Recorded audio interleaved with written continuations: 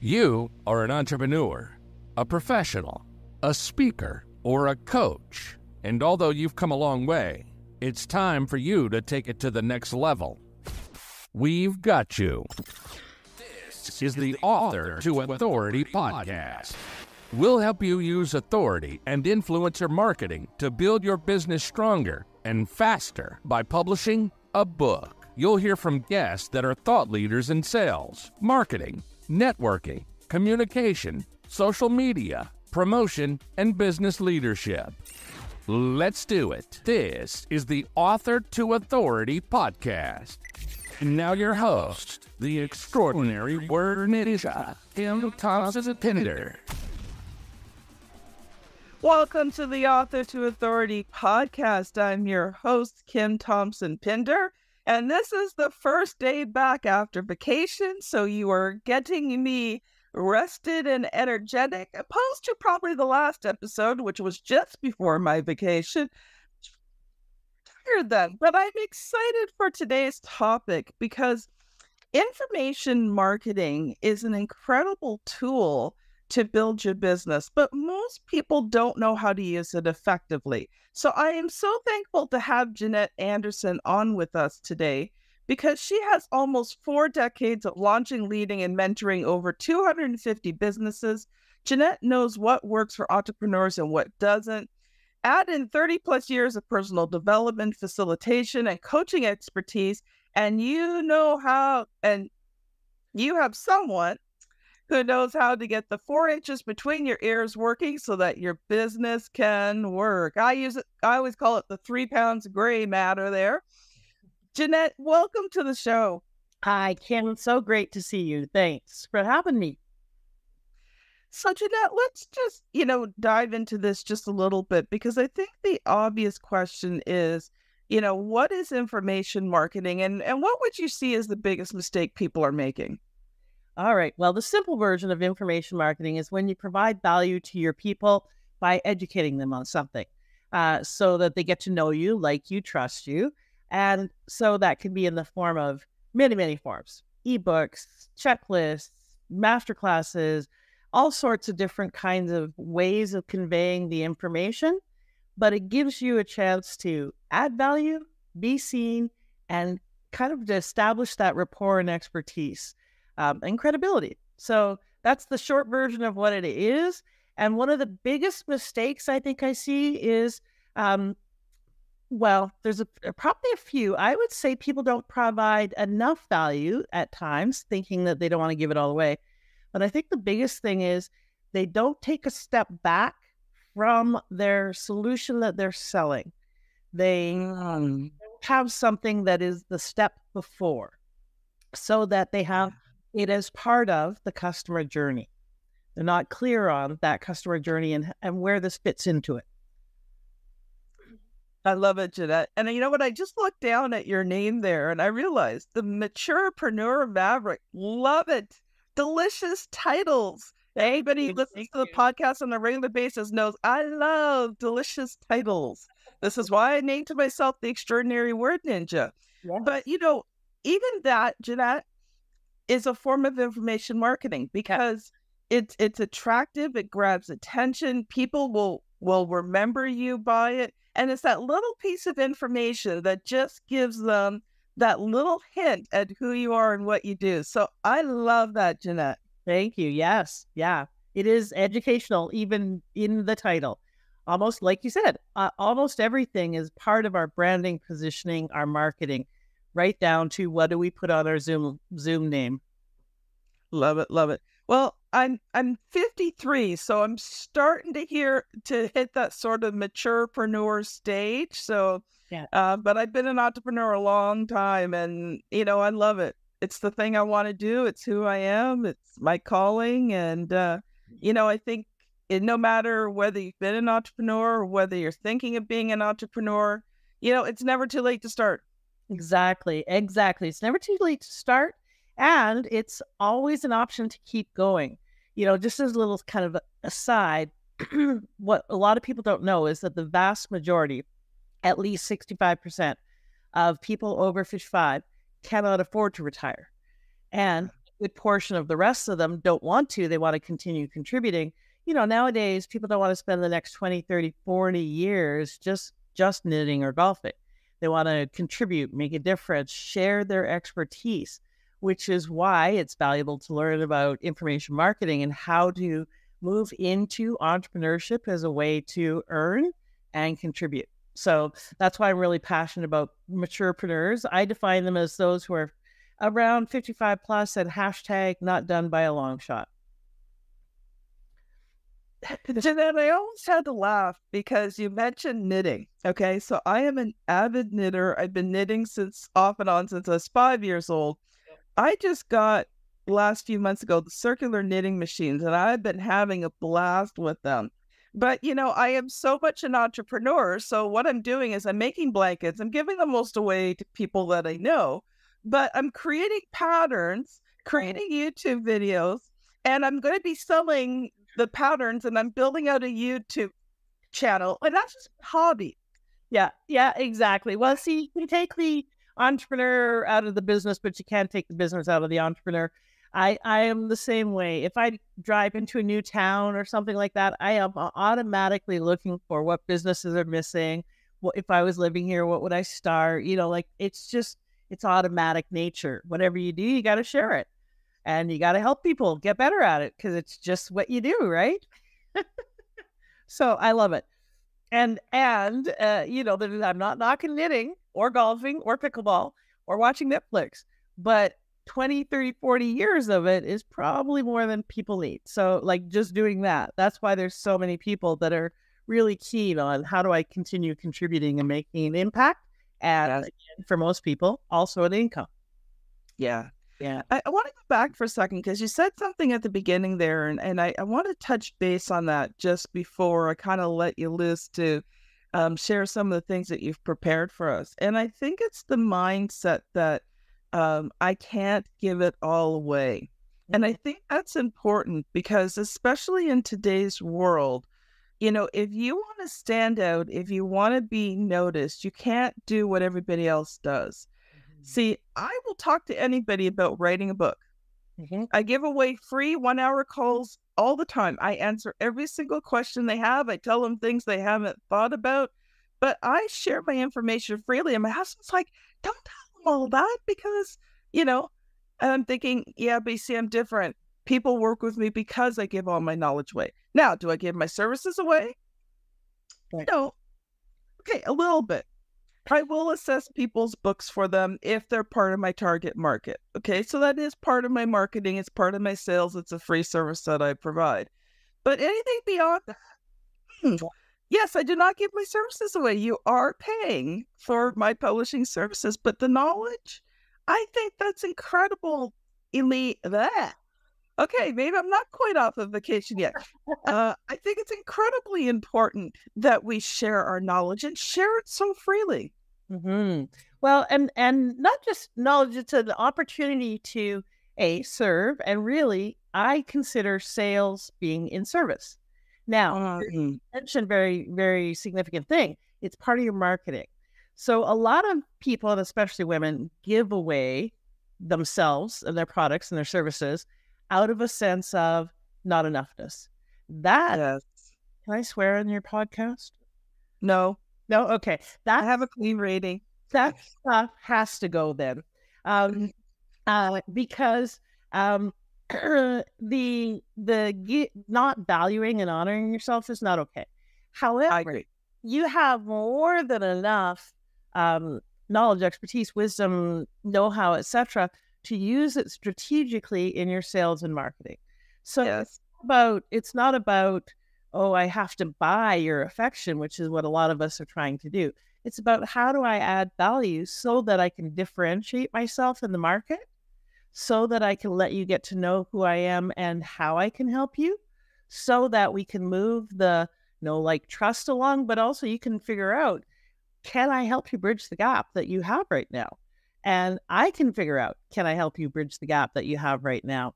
So it's strategic sales and marketing. Information marketing is strategic.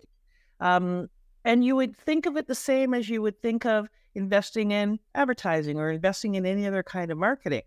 You spend time and money and effort on it. You put it out there, you use it to attract clients. So you think of it very much the same way. It is not a throwaway.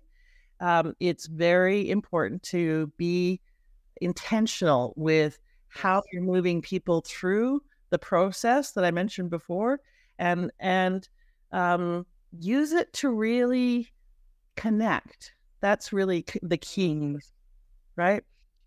I like how you said know, like, and trust, but I think if you do information marketing correctly, and I see this especially with books, is it's not just know, like, and trust. It's know, like, trust, and believe that you can solve the problem. And when you add that fourth one in, that belief, whether it's be through a book, whether it be through videos, information marketing, when you can create that belief factor, I think that's the turning point in terms of having someone going to pick you over someone else. And I agree with you, in terms of women, like we think we have to give it all away. Like we have to give our services and our products away and that we can't charge for it. And, I had to get rid of that mindset. And I think too, when you do your information marketing correctly, you're going to get a better quality of clientele, but you're also going to be able to charge more for your products and your services because of that belief factor. Yep. Yeah, it's about establishing authority and credibility. Yeah, to a degree, likability, but really that's less important than them knowing that you can actually help them. A lot of people think that marketing is about what people call relationship marketing or relationship sales. And I always put quotes around it, even if I don't do it in my head as an air quote thing, because to me, a relationship is when I pick up the phone and call someone and say, hey, do you want to go to a movie? Or invite them to my birthday party? Or that's a relationship.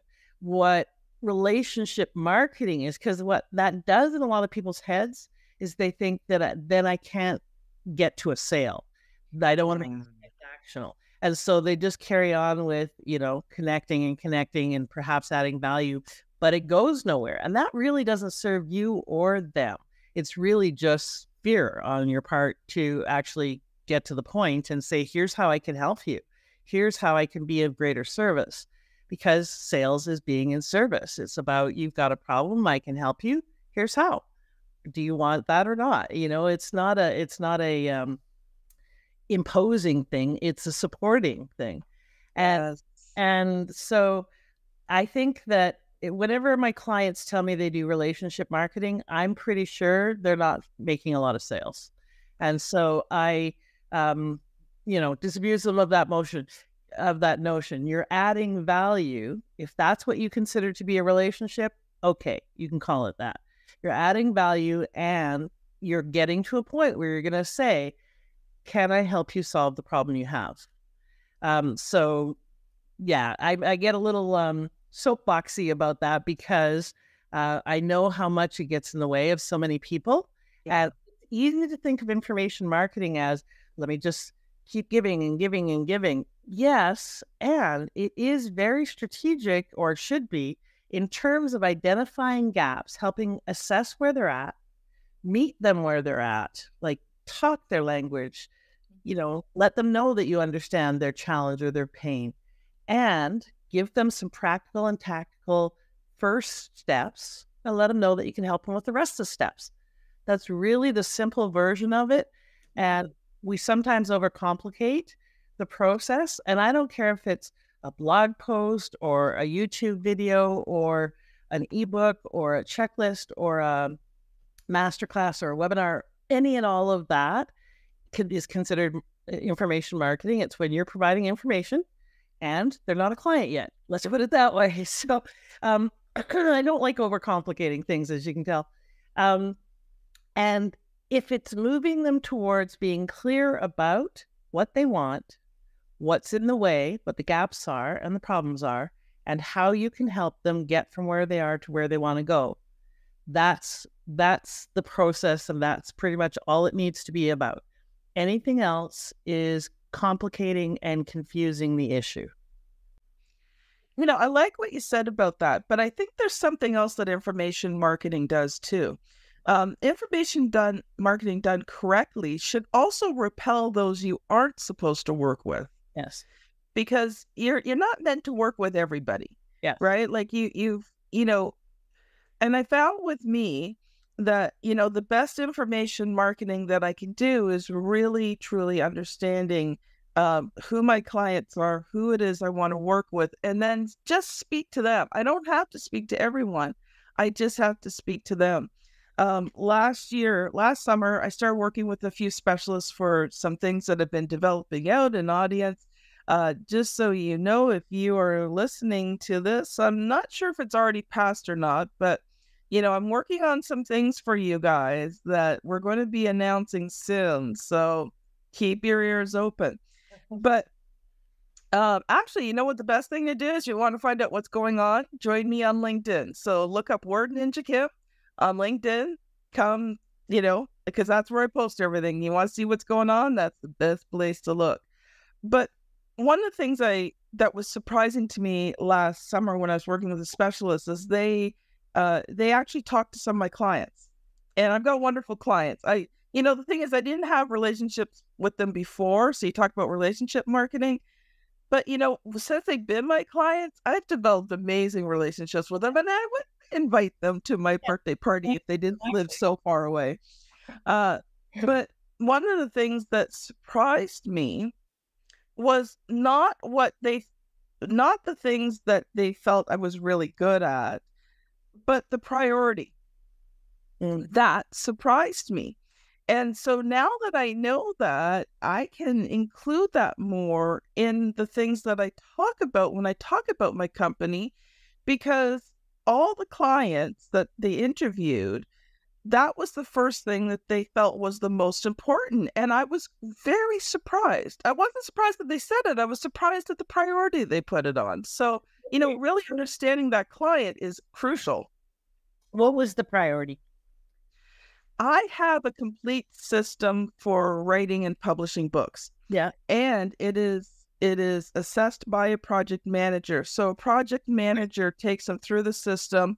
We have it all on project management software. So at any time the client can go in, they can see where they're at in the project, what's coming up, the due dates. And my book project manager keeps everything flowing smoothly. So we have a complete system for doing these books. Yeah. And the fact that it's documented in this project management software made them feel very confident about working with me. Right. Okay. So the feedback that you got was that what they really, really loved and appreciated was how informed and how much of a system you had and how confident that made them. Right? Yeah. Awesome. And what's brilliant about that, because I was just going to say this, is you had someone ask them what is important to you. And one of the things I was going to say is the other big mistake that people do, and actually probably should have made it number one, is they write their content, their information marketing, from their perspective, meaning they think they know what the problem is and they provide the solution and they say it in their language. But here's the problem. Most of the people that are writing it are the gurus kind of on the top of the mountain, but they're speaking to people who are down at the bottom of the mountain in the trees who can't see that view. And so what they forget to do is go down the mountain to where those people are at, take them by the hand and take them up the mountain. They speak in the language of the solution versus the problem, because that's what these people see versus what the person on the top of the mountain sees. So what the first thing that you should do before you do any, well, not should, but could and highly recommended that you do is, because I don't want to should on you, but I really encourage you to have conversations, do surveys with your ideal prospect, your ideal market, and ask them questions like, what is your biggest challenge when it comes to whatever the problem is you solve? What's your biggest desire? What do you wish was the case? What really frustrates you or gets in the way of you being successful with this? Have conversations with them. Ask a survey. I've got a 9-question survey I give my clients. Go get their language. The most important thing is when they talk to you, don't paraphrase, don't put it in your words, write down what they say. Yeah. If you sell weight loss solutions and they say, I want to fit in with the jeans I wore in grade 10. Write that down. Don't write down wants to lose weight, right? Yes. Not what they said. And when you speak their language in any communications, marketing, anything like that, they feel like you get them, like you see them, like you hear them. And that helps with the establishing of rapport and connection. And that's really, really important. So the very first thing you do before you produce any content of any kind is go talk to your prospects a lot. Like and by the way, when I tell my clients when they do this process for my American friends, I speak Canadian and English. I'm in Canada right now. The Canadian I have that same problem too. Oh man, I'm Canadian and I can't never remember whether you say it Canadian, how you say Canadian, how you say it American. Oh man. I forget what I was saying. So I have them go and ask these questions, do the survey. And the last question is, and by the way, when I create the solution, can I call you back and tell you about it? And the wonderful thing is now you've got a warm list of people who have given you permission to call them and sell them. And you also have clarity about what they need and what they want and what gaps you're bridging. So when you have those sales calls, they're A, permission-based, B, highly effective, and C, they already feel like they've contributed to the solution. They're part of it. So they actually want to hear what the results are, and they're far more likely to respond with a yes because you understand them and you built this specifically to solve their problem. So it is a real win-win way especially if you're starting out, or if you want to kind of kickstart your sales efforts again because you've been avoiding them and you know who you are. Then you want to do this survey process. It's a great, simple way to get back into sales, but more importantly, it gives you your people's language so that when you write or video or do whatever you do, you're speaking to their hearts, to their minds, to them. And there's that connection. So number one thing is do more research than you think you need to. Speak their language. They will also tell you what they need, the problem solved. And, I mentioned earlier, take a step back. One of the things you want to do is figure out what is the journey you take people on. So from the bottom of the mountain to the top, what are the steps? So reverse engineer it. This is the way I usually do it anyways. If I want to get them here, what are the steps that will get them from where they are to where the view is better and it's easier? And then what are they thinking about just before the first problem I solve for them? Like first, sold solution. So for example, if you're a business coach and the problem that you solve for them is helping them with their marketing. Well, what's the thing that they're thinking about that is the top of mind pain that they're trying to solve? Most of them are searching on how to find more clients. Most of them are searching on how do I reach people or where do I find my people? So maybe the very first thing that you do a lead magnet on is the step before what you solve for them. So it might be how to find your prospects. It might be something on, the top 10 places to find this audience. So it's not the thing you sell them. It's the thing that they're thinking about before they need that solution. Yes. So that is because that's going to grab them. And then what you do is you give them value in that. So you give them some tips and hints and you say, and now the next step that you need is this. So book a call with me to talk about how I can do that for you. Go watch this webinar, whatever your next step is in your sales journey. Take this next step. And that's where you sell them the first step in your solution. Or depending on your process, it might be where you take them to the next step of getting to know you, etc. So add more value, then lead them to a sales call or something. It depends on what the strategy is, but don't wait too long to get into conversation. You can't until you sell. And don't get in too soon. Make sure that you've added value to people. One of the little tips that I use, and I was actually thinking about this on the way home yesterday, I was listening to Superfans in the car, and by Pat Flynn. Yeah, and it reminded me. He didn't say this, but he was talking about something that triggered it, and it was 7-2-1. Typically, in your marketing efforts, you want to do 7 outreaches. So if it's a nurture email sequence, if it's your posts, if it's the newsletter, whatever it is that you do, typically you want to do 7 additions of value, 7 kinds of demonstrations of your expertise in providing some kind of value.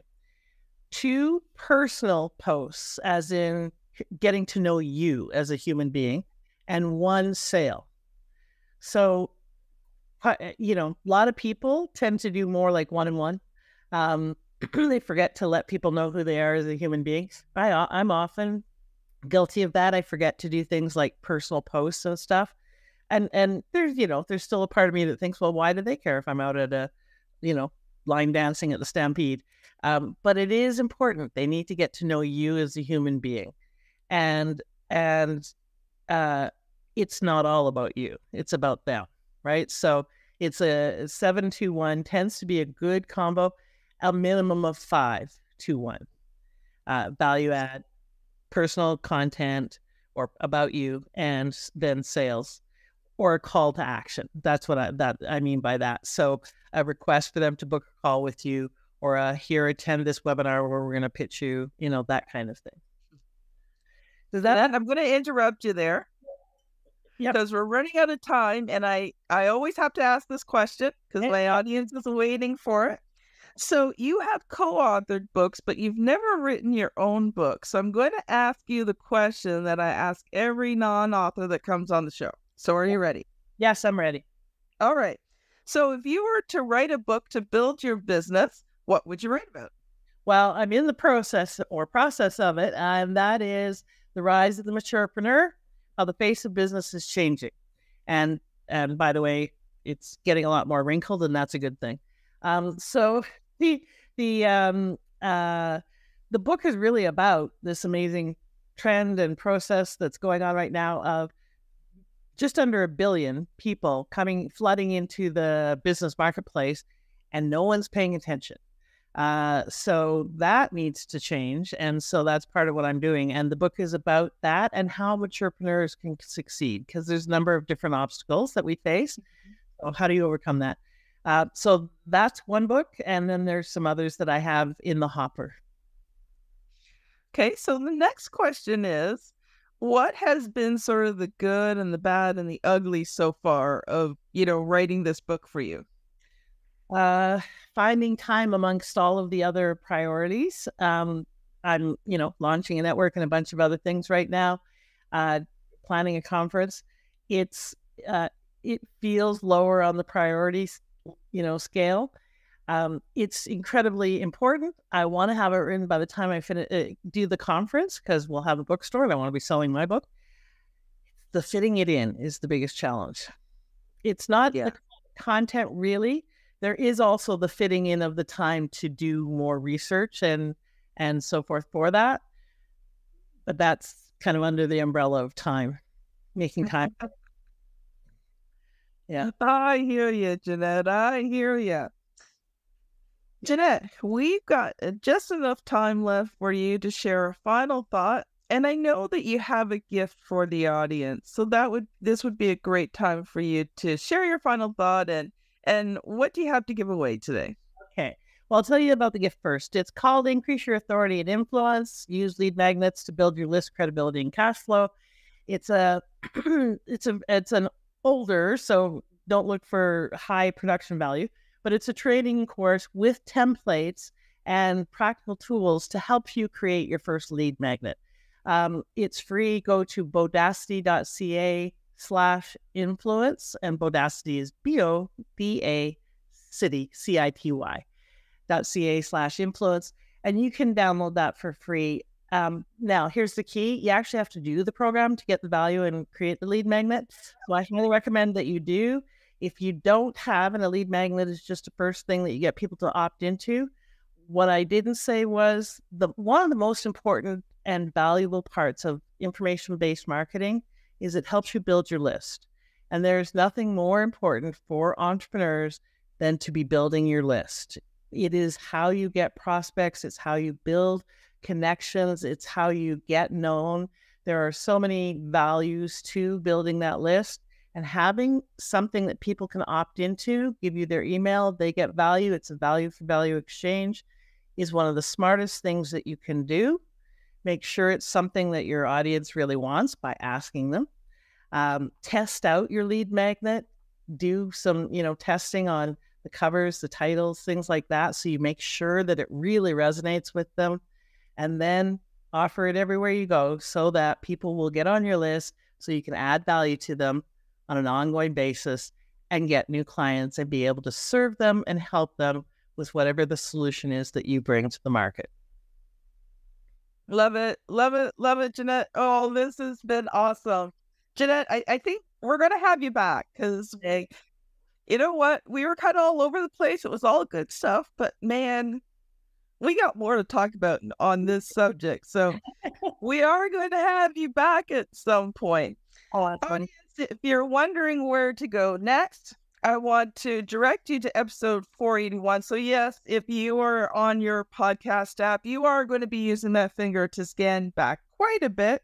But I promise you another great episode of the podcast, and it's with Jennifer Tamborski, and hers is Lead Generation Unleashed, transforming prospects into profits. If you're on YouTube watching this, you know the routine. My daughter has placed the thumbnail here somewhere on the screen for you to click.